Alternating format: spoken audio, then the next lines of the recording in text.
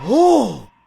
Let's take a look at this phone. This is an iPhone 16 Pro. It hasn't been unsealed yet. Let's look at the back. The back label shows 128 gigabytes for the Chinese version. Let's help our fans remove the seal. If you've watched the Big Brothers video, you know that the iPhone 16 Pro and iPhone 16 Pro Max have different batteries. Open it up. Let's help our fans inspect the rear camera. No dust. Let's carefully check the appearance. There are no issues. Peel off the plastic film, then press the power straight to the activation screen. We'll still choose not to activate it and go straight to expanding the storage. We'll turn off the phone. In a previous video, I was lucky enough to explain my personal opinion on why the batteries of the iPhone 16 Pro and iPhone 16 Pro Max are different. Some people said I've been paid by Apple, but I'll reiterate, this is just my personal opinion. Online, everyone criticizes Apple, but those who need an Apple device still use them. We must approach Apple's updates and new technology rationally. We also need to accept new technologies and believe that the iPhone 16 Pro starts with the back cover being removed after heating. We use a plastic opening tool to slide around the back cover, remove the back cover.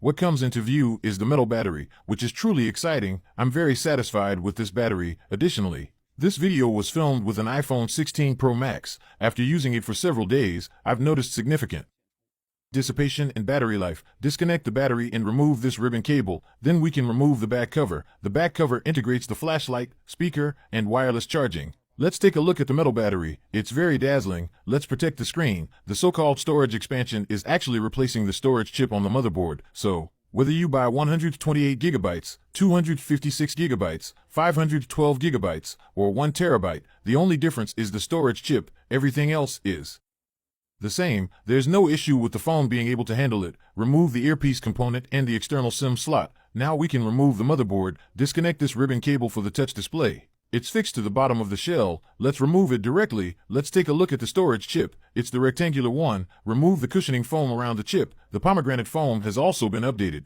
Let's protect the edges of the chip. Put the motherboard on a fixture and fix it in place. Heat the edges of the storage chip and treat the edges. Add a small amount of flux and heat it up to melt the solder points. Remove the original 128 gigabyte storage chip. Now let's look at the soldering points, which are perfect and safe. Clean up the soldering pads. Now we take out the 1 terabyte storage chip. This new 1 terabyte storage chip is smaller, but it's the same size as the 128 gigabytes chip. Add solder balls to it and heat it up to melt the solder.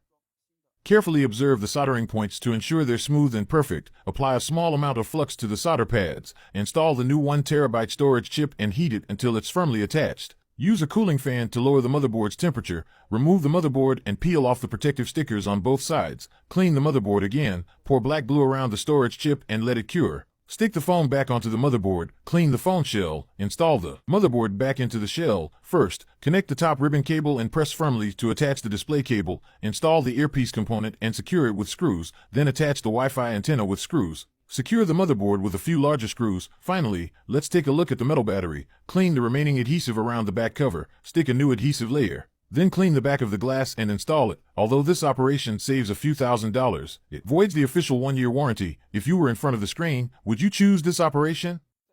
The final step is to reconnect the battery, clean any dust, and peel off the protective tape. Then close the back cover, insert the SIM tray, and clean up. Put the phone into the pressure tool to maintain pressure. Once the pressure is successful, we remove the phone, then install the screws on the tail. Since we changed the storage chip, the phone won't turn on because there's no system inside. We'll connect it to the computer, and it will be in DFU recovery mode. Use iTunes to directly restore to iOS 18. During future use, you can restore or upgrade the system without any issues. After the restore is successful, the phone will restart and come to the activation screen. We use the assistant to activate it immediately and proceed to the desktop. Now, let's go to settings and test all the functions briefly. Then we go to about this phone.